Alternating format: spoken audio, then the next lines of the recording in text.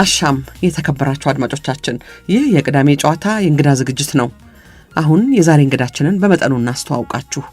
ወይዘሮ ተቋም ወርቅ ታደሰ የህግ መምሪያ ምክር ቤት አማካሪ ሆነው በተመረጡ ወቅት የተሰጣቸው የምርጫ ምስክር ወረቀታቸው እንዲህ ይላል።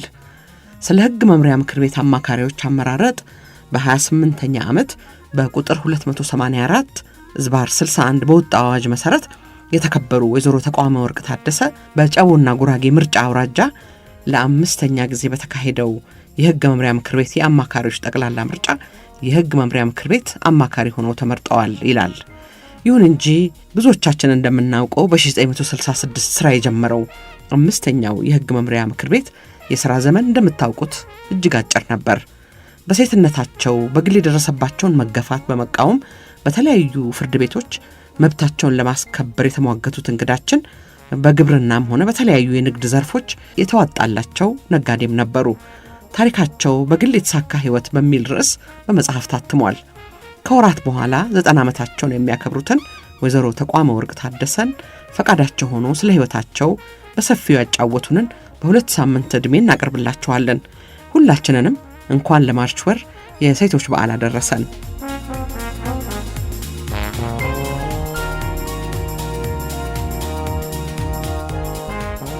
ጤና ይስጥልን አድማጮቻችን፣ ዛሬ ሰፈረ ሰላም በሚገኘው የወይዘሮ ተቋም ወርቅ ታደሰ ቤት በእንግድነት ተገኝተናል። ለጨዋታ እንግዳ ጋብዘናቸዋል። ወይዘሮ ተቋም ወሩ የሴቶች ወር ነው። ይሄ ወር እንኳን አደረሰዎት ልበል? ለሴቶች ወር እንኳን አብሮ አደረሰን። እንኳን አብሮ አደረሰን። ተጠርተው ያውቃሉ? እንደዚህ ለሴቶች ንግግር እንዲያደርጉ ዲስኩር እንዲያደርጉ ተጠርተው ያውቃሉ? እስካሁን አልተጠራውም። በደርግ ጊዜም አልተጠሩም? አልተጠራውም። እንደራሴ እንደነበሩ ብዙ ሰው አያውቅም ማለት ነው። ማንም ምን ስላልታወቀ ነው እንግዲህ ይሄው አንዳንድ ቤተሰብ እንዲታወቅ ያደረገው እንጂ አልታወቀም። እንኳን እዚህ ያሉት ይቅርና እዛም ያሉት አልተረዱም፣ አላሳወቁኝም። እንግዲህ አሁን እኛ ደግሞ እናስተዋውቆታ። እርሶ የተወለዱት እዣ ወረዳ ነው በ1928። ይሄ እንግዲህ በጠላት ወረራ ጊዜ ነው ማለት ነው አይደለ? አዎ፣ በ1928 ዓመተ ምህረት 28። አዎ። እስቲ ይንገሩን ወይዘሮ ተቋም ስለ ወላጆቹ፣ ስለ ልጅነቱ ይንገሩን የሚያስታውሱትን። በልጅነቴ በእውነት አባቴ በ2 ዓመቱ ከዘመቻ መልስ ከጦርነት መልስ በማረፉ እና ብቸኛ ልጁ ስለሆንኩኝ ብዙ እናቴም ላይ ድካም ደርሷል። እኔም ጥሩ አስተዳደግ አላደኩም። ግን እናቱ ወይዘሮ መርከቤ ሀብተ ስላሴ፣ አባቱ ልጅ ታደሰ ወልደ ማርያም ከአያት የመጣ የመልከኝነት አለ አይደለ? የባላባትነት አለ። ስለሱም እንዲነግሩ ይፈልጌ ነው። አያቶ ሰገሌ ዘምተዋል፣ አባቶ ማይጨው ዘምተዋል አይደለ? እስቲ ንገሩኝ። ስለሱም እንዲነግሩ ይፈልጌ ነው። ስለ እናቶ ስለ አባቶ። እናቴ በቻ ጉራጌ እንድብር በሚባል አዝማች አመርጋ ባለቤት ነበሩ። እዛ 2 ልጆች ወልደው ሳለ እንግዲህ አባቴ ምንም ልጅ ስላልነበረውና ብዙ ሴት አግብቶ ፈቶ ስላላገኘ ጓደኛው የሆኑት አቶ ሰፈፈ በሻህ የሚባሉ እኚህ እናቴን ወላድ በመሆናቸው እሳቸውን እንደምንም ከባለቤታቸው አስኮብልለው አባቴ እንዲጋቡ አደረጉ። ከዛ ወዲያው እንደተጋቡ ደግሞ እንዳጋጣሚ ያው በተጋቡ እንደውም 5-6 ወርም ሳይሆናቸው ያው የማይጨው ጦርነት ሆነ። በዚህ ምክንያት አባቴ ወደ ዘመቻ ሄዱ። እናቴ ደግሞ እዛው እንዳጋጣሚ ጸንሰው ነበረ። እዛው ቆዩ። እሳቸውን በሚቆዩበት ጊዜ እሳቸው ዘመቻ ሄደው እስኪመለሱ እንደነገሩኝ ብዙ ችግር ፈተና ደርሶባቸው ልክ እሳቸው ከጦርነት ሲመለሱ እኔ ተወለድኩ እና አባቴም ከጦርነት ቦታ በጦርነት መተው አብረዋቸው የዘመቱ ዘመዶቻቸው አጅበው ነው በቃሬዛ ይዘው ነው ከጦርነቱ ስፍራ ላይ ወደ ሀገራቸው አመጧቸው።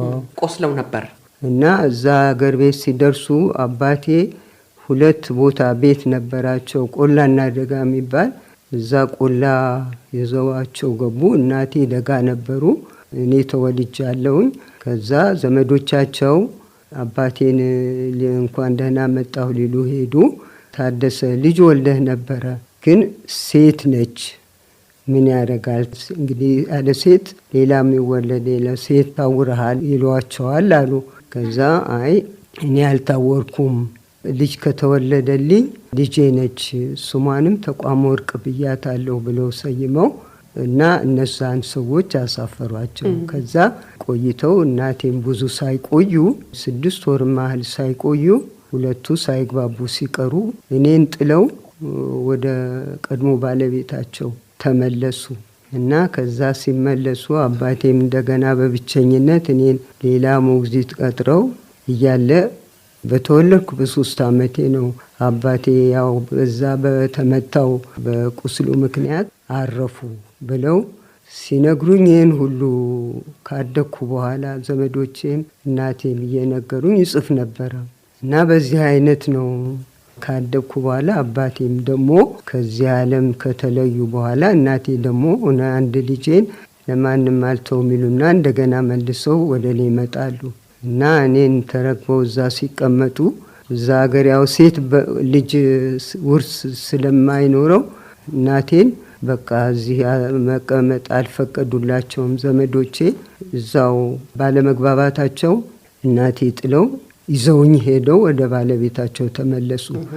እንጀራ አባት ታላቅ ሰው ነበሩ። በጣም ከአባቴ የበለጡ በጣም ማከብራቸው አዝማች አመልጋ ወቅባቱ እና ከዛ በኋላ ኑዛዜ እንዳለ ያ እንጀራ አባቴ ተጠቋቁሞ ከእናቴ ጋር ተነጋግረው ኧረ ለአንድ ሴት ልጄ በምድር የሰጠኋችሁ በሰማይ ይቀበላችኋለሁ ብሎ ስለተናዘዘ ልጅሽን ይዘሽ የአባቷን ቦታ መጠበቅ መኖር አለብሽ ብሎ የአባቴ ጓደኛ አቶ ሰፈፈ በሻህ እሳቸው እየረዷቸው ወደ ይዞታ ወደ የአባት ቃል ለማስከበር እናቴ መጨቃጨቅ ጀመሩ። አንድ የገረመኝ ነገር አንደኛ ወላድ ሴት ተብሎ አዛዥ አመልጋም ምንም አላሉም። ሚስታቸው ሲሄዱ ጦርነት ልክፈት እንዲልበል አላሉም። አዎ ቀኛዝማችም ፊት አውራሪም ተብለዋል። ግን እሳቸው ምንም ግርግር አልፈጠሩም። በሰላም ነው የሆነው። አልተቃወሙም። ምክንያቱም እሳቸውም ቆላ ደጋ የሚባል ቦታ ስለነበራቸው እንድብር ከተማ ሌላ ሚስት አግብተው ትወልዳለች ብለው አግብተው ነበር። እሳቸውም ብዙ ልጅ አልነበራቸውም። እሳቸው 2 ከወለዱ በኋላ እንደገና የኔን እናትተው ሌላ ማለት እሳቸው እያሉ እንድብር ሌላ ሴት አግብተው ነበረ። ከዛ የእሳቸው ቤት ሌላ ቦታ ነው፣ ቋሽ የሚባል ቦታ ነው። አንደኛው እንድብር ነበረ። በዛ ምክንያት እንግዲህ የጥንት ሰው ታሪክ ያውቃል። ብዙም አልተቃወሟቸውም። ተመልሰውም ሲመጡ ተቀብለዋቸዋል እና ከዛ በኋላ እኔንም ይዘው ሲመጡ አሳድገውኛል። ታላቅ ሰው ነበሩ። እንግዲህ በጉራጌ ባህል በቆላና በደጋ 2 ሚስት አግብቶ ማስቀመጥ የተለመደ ነበር ማለት ነው በዛን ጊዜ ነው። አዎ 2ም አለ 3ም ይቀመጣል። አሁንም አለ። አዲስ አበባም አለ፣ አገር ቤትም አለ። አዎ ተስማምቶ ይኖራል። ይዞታ ለመጠበቅ እያሉ ያገባሉ ብዙዎቹ። ሴት ትልቅ ተጽዕኖ እንዳለ ነው የታወቀ ነው። እንመጣለን ወደሱ። ወይዘሮ ተቋም ወርቅ እርሶ በሙግት ጊዜ የሚያሳልፉበት እድሜውን አንዱ ምክንያት ይሄ ነው አይደለ? ሴት አትወርስም የሚለው ነገር። አባቶ መልከኝነት አላቸው፣ እንደገና ደግሞ ርስት አላቸው። ስለዚህ ከቀኛዝማች ወልደ ማርያም ድባቦ የወረሱት ያ ውርስ ለእርሶ መምጣት አልቻለም። አዎ በአገሩ ባህል ምክንያት በዛን ጊዜ ሴት ልጅ ርስትም አትወርስም። አግብታም እንደው ስትለያይ ጨርቋን ብቻ ጥላ ይዛ ትሄዳለች እንጂ መብቷን አትካፈልም። በዚህ ላይ ደግሞ አትማርም፣ አያስተምሩም ነበረ። እንግዲህ አባቱ እጅ የነበረው ወርቅና ጋሻም እንደዚሁ መትረየሱም ለንጉሱ ተመልሶ ተሰጣ ይላሉ። እርሶ ሴት ስለሆኑ? አዎ ሴት ስለሆንኩ እና ለየትኛው ንጉስ ነው የተሰጠው? አፄ ኃይለ ሥላሴ። እሺ። ስለዚህ እርሶ አሁን ማስታወሻ የለዎትም እንግዲህ አባቱ አይደለ? አዎ ያኔ እኔ ልጅ ሆኜ ነው ለእናቴ ሌሎቹ ከሚወርሱት ማንም ከሚዘርፈው ከባድ መሳሪያ ነበረ በዛን ጊዜ። አባቱ ከአድዋ ጦርነት የተገኘ ሽልማት ይሄንንም ይዞታና ባላባትነት የተገኘው በአድዋው ጦርነት ሁሉም እያንዳንዱ አሁን ሀገራችን በየሀገሩ በዘመቻ ለአገልግሎት ተብሎ በየቦታው ተሰጥቶታል በየክፍለ ሀገሩ እና በዛ አይነት ተጨምሮ ነው አባቴ ቦታ ወገኖቼ ባሉበት ይሻለኛል ብለው አነስተኛ ቦታ ይዘው የተሰጣቸው ለቀኛዝማች ወልደ ማርያም። ይሄ ነው እና ያንን ነበር አባቴ ወርሶ የነበረው። ያ የወረሰውን ደግሞ ለኔ ሲናዘዝ ያው ሴት አትወርስም በሚል መንገድ ያው ችግር ደርሶብኛል። እርሶ ትምህርት ቤት ይገባሉ? እናቶ ትምህርት ቤት ያስገቦታል? ቄስ ትምህርት ቤት ነው መጀመሪያ የሚጀምሩት ትምህርት? አዎ። ተፈቀደሎት ማለት ነው ለእርሶ ለመማር? ሴት አትማርም ቢባል? አዎ እኔ ትምህርት የተማርኩት የወይዘሮ ብዙነሽ የእናቴ እህት ልጅ አማሮች ናቸውና እሳቸው ጋር መጀመሪያ እናቴ ከአባባ ሲጣሉ እዛ ትምህርት ቤት አስገቡኝ። እሳቸው ጋር ላኩኝ። እስካ ትምህርቴን ስጨርስ እንደገና እናቴ ከእንጀራ አባቴ ታርቀው ሲገቡ እኔን ደግሞ ሴር ቤት አስገቡ። የካቶሊክ ሚስዮን ትምህርት ቤት ነበር መሰለኝም ድብር ያለው? አዎ የካቶሊክ ትምህርት ቤት ነው። እዛ የሴቶች ብቻ ነው? የልጃገረዶች ትምህርት ቤት ነው።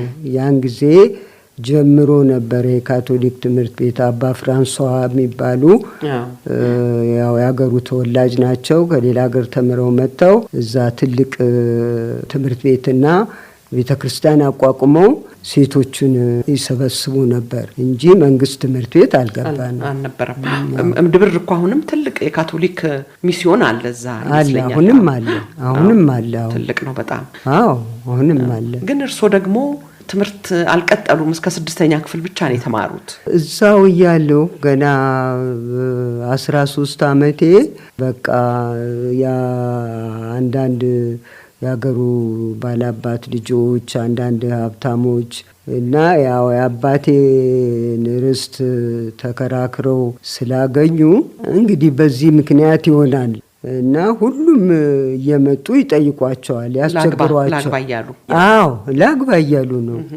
ከዛ እናቴ ደግሞ ያው እንግዲህ ወይም የተማረ ሰው ነው ማግባት ያለባት ወይም የአባቷ ተመሳሳይ የሆነ ሰው ነው ማግባት ያለባት እያሉ እየከለከሉ ነበረ።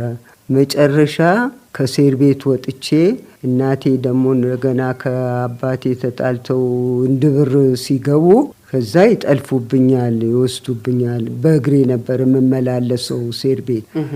እዛ ይወስዱብኛል ይሉና የመጀመሪያ ባለቤቴ 45 ዓመት እድሜ ነበራቸው፣ ባላባት ነበሩ።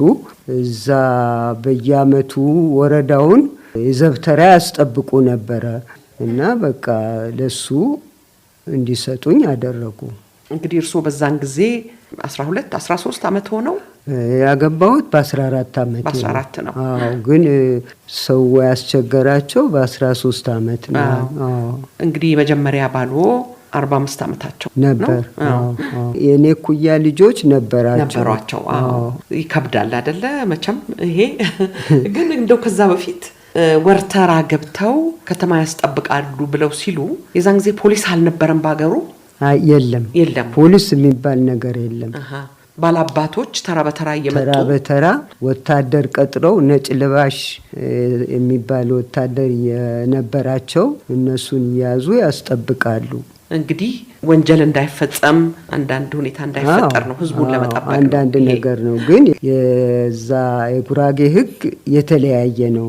ሰውን ቢጋደል ባልና ሚስትም ቢለያይ ቢወነጃጀል በጉራጌ አንድ ጆካ የሚባል የጉራጌ የሚታይበት ሽምግልና ህግ አለ። ዋይ ነው ይሄ።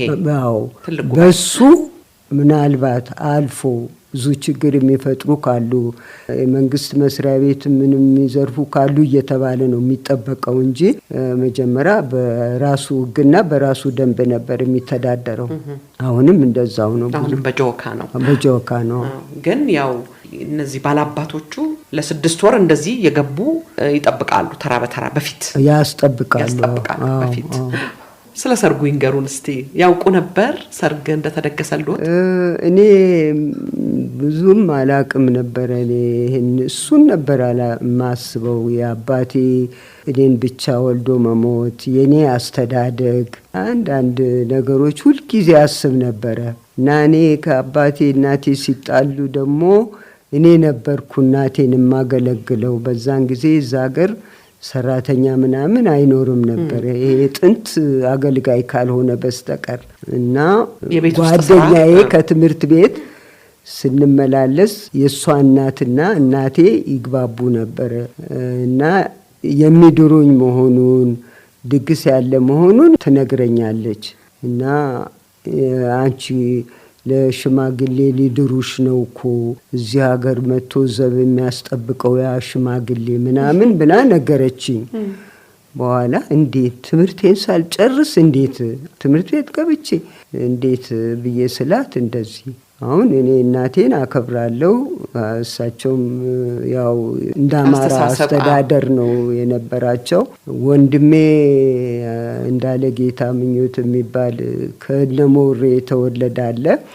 እሱ ድሬዳዋ ነበር የሚኖረው። ሊጠይቃቸው ሲመጣ ጋሼ ብዬ ተከትዬ ወጥቼ ሊድሩኝ ነው ለአቶ ኩምሳ አባቴ ናቸው። ትምህርቴን እስክጨርስ እባክህ ለምናቸው ትምህርቴን ሊጨርስ ብዬ ለመንኩት። እሱን ስለምነው ቆይ እሺ ብሎ እናቴን ሲጠይቃቸው ለእናቴ ምን መልስ ሰጡት? የለም እኔ ዝም ብለው የማይሆኑ ሰዎች ንብረቷን ፈልገው ሊያገቡ ስላስቸገሩኝ መንገድ ከሚጠልፉ ንብረቷን የማይበላ ንብረት ያለውን ሰው ነው ምድራት እና እሱ የእሷን ንብረት አይወርስም እና ስለዚህ ለዚህ ነው ይሉታል። እና ምንም ይሁን ምንም ለዚህ ነው ከዛ መውለድ አለባት ወይም እዛ መኖር አለባት ብለው ይሉታል። እዛ መውጫ መንገድ የለም፣ ምንም መንገድ የለም። ግን እንደው በዛ 6ኛ ክፍል ድረስ የድሮ ትምህርት በጣም ብርቱ ነው ይባላል አይደለ? እርሶ ምን ነበር የሚመኙት? ተምሬ ጨርሼ ምን ሆናለሁ ብለው ያስቡ ነበር? እኔ እንደውም ዳኛ ሆናለሁ ነበር ምለው። ምክንያቱም እንደው ያላግባብ የሚበደለውን ሰው በኔ የደረሰው እንዳይደርስ ዳኛ ሆናለሁ ወይም ጠበቃ ሆናለሁ እያልኩ ነበረ የሚያስቡት። ቅድም ምን አሉኝ? እናቴን እንደ አማራ አስተዳደር ነው አሉ። ምን ማለት ነው? ማለት ያን ጊዜ አገር ቤት የገጠር ማለት ትምህርት የለም፣ ስልጣኔ የለም። እነዚህ ግን አሁን እንደሚባለው አማሮች ናቸው በትምህርትም በምንም እዚህ ያደረሱን ይሉ ነበረና እሳቸው የሚያደጉት እዛ ከአማራ የመጡት የእህቴ ባለቤት ጋር ስለነበረ የነዛን አስተሳሰብ ነው የሚይዙት። ምክንያቱም እንደዛ ባይሰሙ ኖሮ እኔም ትምህርት ቤት አልገባም ነበር። አልገባም ነበር ነው ይሄን ማለት ሆኖ።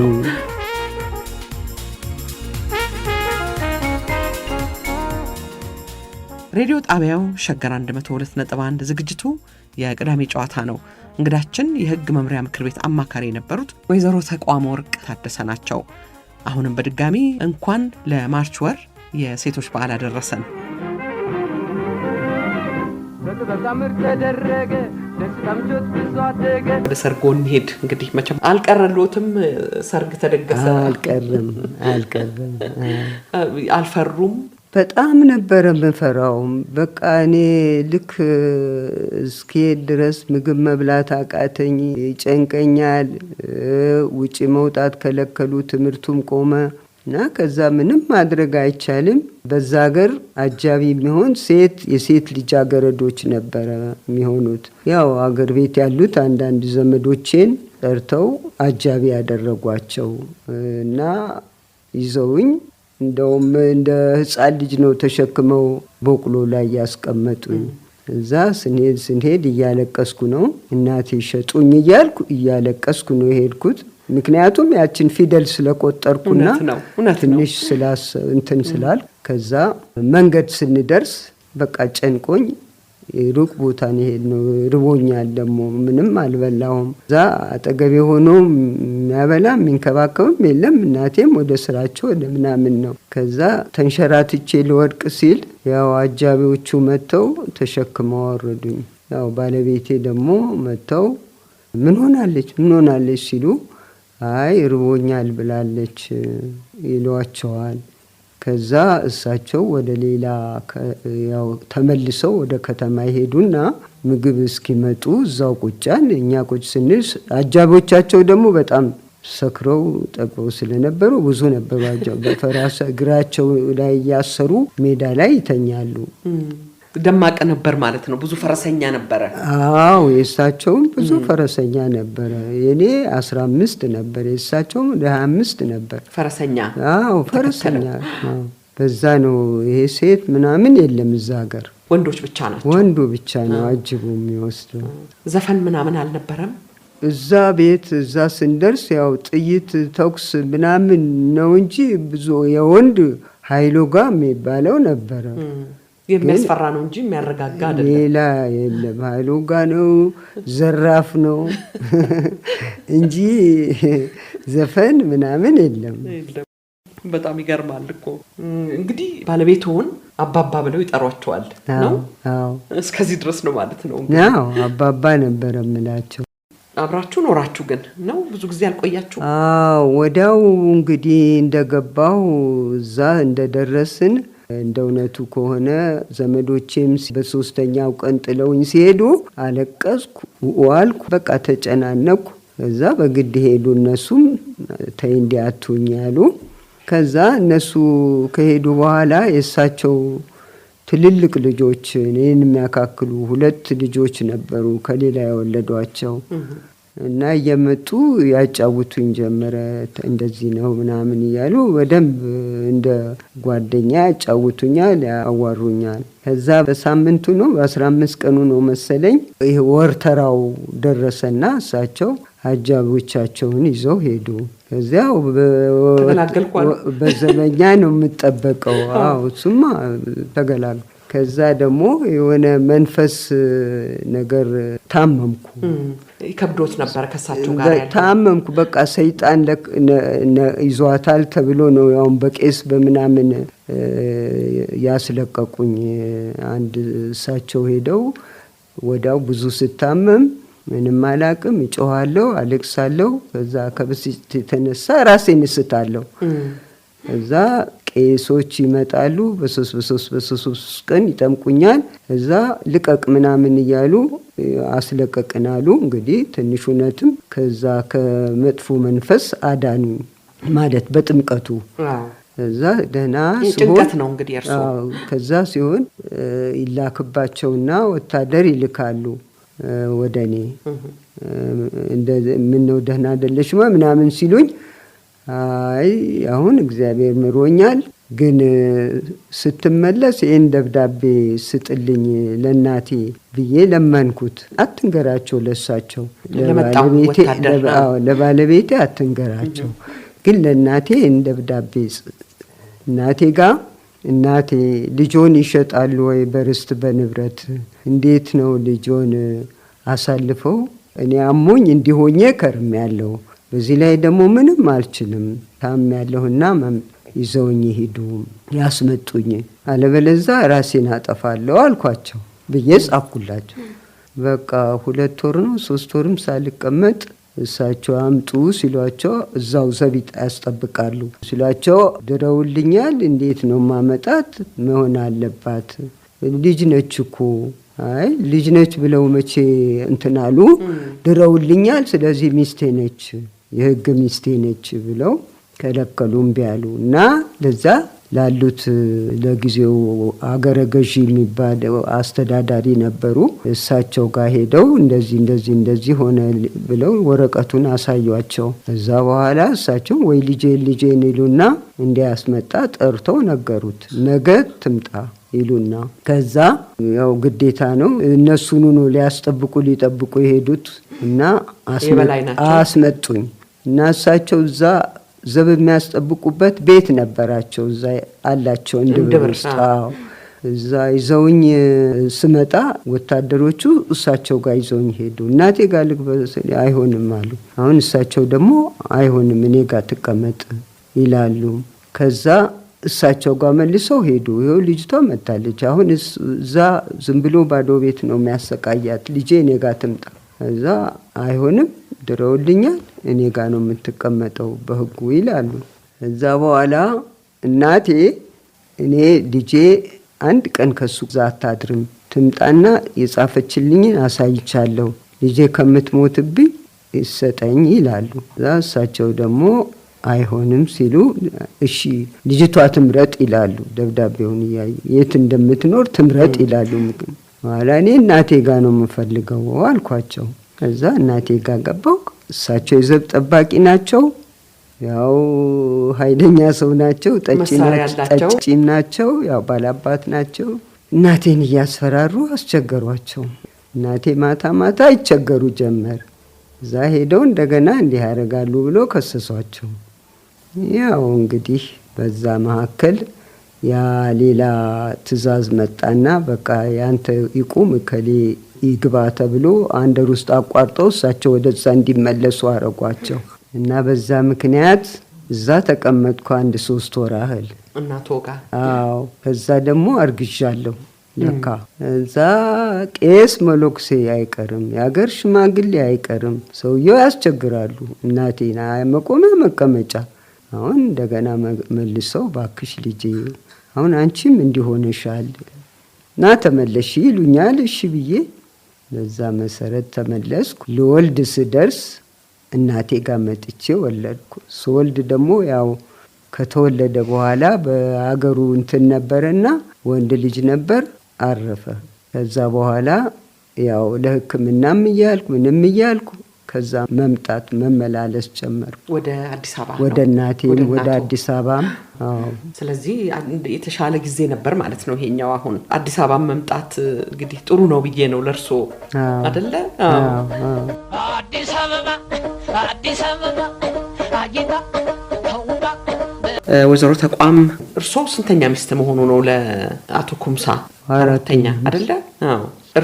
ሌላ ያገባሉ አቶ ኩምሳ እንደገና? እሳቸው 5ኛ አይደለ? 5ኛማ እኔ ነኝ ዳርኳቸው መጨረሻ ጊዜ። እሳቸው እኔ አባቴ ቤት ልቀመጥ፣ እርሱም ባላባቴ፣ እኔም አባት ባላባት እና እኔ ሴት በመሆኔ የቤቴ ተለቆ እናቴም እንድብር ናቸው። ለዚህ እዛ ልቀመጥና ልጆቹን ያው 2 ልጅ ከዛ በኋላ ወልደዋል፣ 2 ሴቶች ልጆች። እና አይሆንም ሌላ ሰው ወስደሻል አይሆንም አሉ። አይ ግድ የለው በቤተ ክርስቲያን ሄጄ ልማልሎት፣ እኔ ስለ ወንድ ወይም ስለ ባል ሌላ ችግር የለኝም፣ ስለ ልጅ ነው ችግሬ። እና አሁን ሴት ልጆች ናቸው የወለድኳቸው እና ስለዚህ ተጠብቄ አባቴን ቦታ አባቴን ታሪክ ለማስጠበቅ አባቴ ቤት ልኑር፣ እሱ ደግሞ ለዛ ቤት ሌላ ሴት ያግቡ ችግር የለውም ከዛም በፊት አሉት በሚል ያገሩ ህግ ነው ብዬ ስላቸው በመጨረሻ ተስማሙ፣ ይሻሉ። ሌላዋ ሴት አገቡ። ግን እዛ ሳይሆን ቆላ ቤታቸው አገቡ፣ እኔ ቤት ሳይሆን አይደለም። እርሶ እንግዲህ ወደ ቆጠር ነው የሚሄዱት? የአባቱ ቤት ወደ ቆጠር ነው። አዎ ቆጠር ነው። እዛ ነው ልጆች ይዘው የሚሄዱት፣ 2 ልጆች ይዘው የሚሄዱት። እንደውም አንደኛዋን ልጅ የወለዱት አዲስ አበባ ነው አይደለ? አበበን ነው የወለድኩ፣ ወንዱ ልጄ ነው።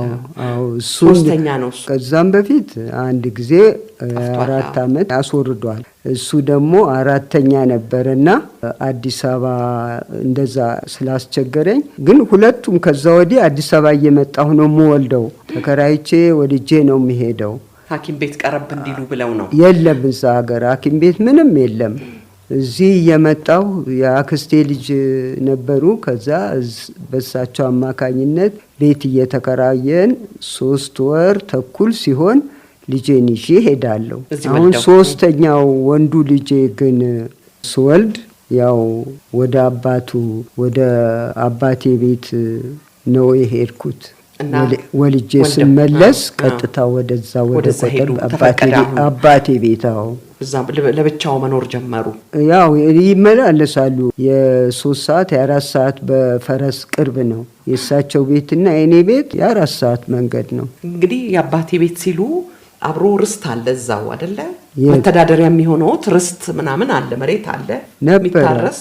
አዎ እሱን በክርክር በህግ በኑዛዜው መሰረት ነው ያስወሰንኩት እንጂ በፊት አልነበረም። በፊት ከልክለው ነበረ ዘመዶቹ፣ የሩቅ ዘመዶች። ምን ይላሉ? ወንዱን ልጅዎን ሲወልዱ አዲስ አበባ መጥቼ ሆስፒታል ሄጄ ነበር ይላሉ። ልጽሃይ ባልና ሚስት የሆኑ ሐኪሞች ይላሉ። ዶክተር ሐምሊን መሰሉ። ዶክተር ሐምሊን እናንሳቸው ስለፈለኩ ነው። ዶክተር ሐምሊን እና ባለቤታቸውም ያው ሐምሊን ነው የሚባሉት ስለሆነ እነሱን ነው የሚያገኙት። ልጽሃይ ነበሩ በዛን ጊዜ። ያኔ በቃ እዛ ልወልድ መጥቼ እዛ ወልጄ እኔ በወለድኩ በ15 ቀኑ ነው እንደዚህ። እሳቸው ደግሞ ባለቤቴ ታሞ መጡ፣ ይዘዋቸው መጡ እና እዛ ሚኒሊክ ሆስፒታል ገቡ። እዛ ሚኒሊክ ሆስፒታል ሲታከሙ ቆዩ። እዛ አረፉ። እዛ ልጄንም ያው ገና አራስ ነው ወንዱን ይዤ ገና ብርቅዬ ነው ወንድ ማግኘቴ ነው። በመሃሉ እንዳጋጣሚ አባቱ ሞተዋል። አባቱ ሲሞቱ አገር ቤት አልሄዱም። እዚህ ሰበታ 2 ጋሻ መሬት ነበራቸው። ሜታቦ ነው ቀብረን። አባትየውም እዚህ ነው የተቀበሩት። እዛ ቀብረን ለቅሶ ይዘን ሄድን ወደ ሀገራቸው ወደ ቤታቸው። ህፃኑንም ይዤ የውሎ ለቅሶ ተደረገ እዛ። በጣም ብዙ ለቅሶ ተደረገ እና እኔ ደግሞ እዛ ግርግር አራስ ነኝም በጣም ሊጨንቀኝ ነበረ። እንደው በእውነት ሰዎቹ ዘመዶቻቸውም እንዴት አታለቅስም፣ እንዴት ደረት አትመታም እያሉ ያስጨንቁኝ ነበር። እኔ ደግሞ ምንም ፍቅር የለውትም ለሳቸው። ምንም ለልጅ ነው እንጂ ፍቅር የሚባል ነገር አላቅም። እኔ እስከዛሬም አላቅም። እስከዛሬ 2ኛም 3ኛም ሳገባ ፍቅር የሚባል ነገር አላቅም። ያው ለልጅና ለጉዳይ እያልኩ ነው እንደውነቱ ከሆነ። አይ እንደው አዝናለሁ በጣም እንደዚህ መሆኑ። ግን ያው መቼም ዘመኑ ነው አይደል? ምን ይደረግ? ጊዜው ነው ህጉ ነው። እና ለምን አላለቀሰችም ይላሉ ደግሞ አይደለ? እርስዎ ልጅ ነዎት፣ ምን ያውቃሉ በዛ ጊዜ? እኔ አንደኛ ልጅ ነኝ። ምናልባት 19 ነው እንደዚህ 20 ሆነኝ ይሆን ያኔ እሱን ስወልድ እና እንደዚህ ግርግር፣ እንዲህ አይነት ጩኸት፣ እንዲህ አይነት ረብሻ ይከብዳል። እዚህ ላይ ደግሞ አራስ ነኝ። 15 ቀንም አይሞላም ከወለድኩ።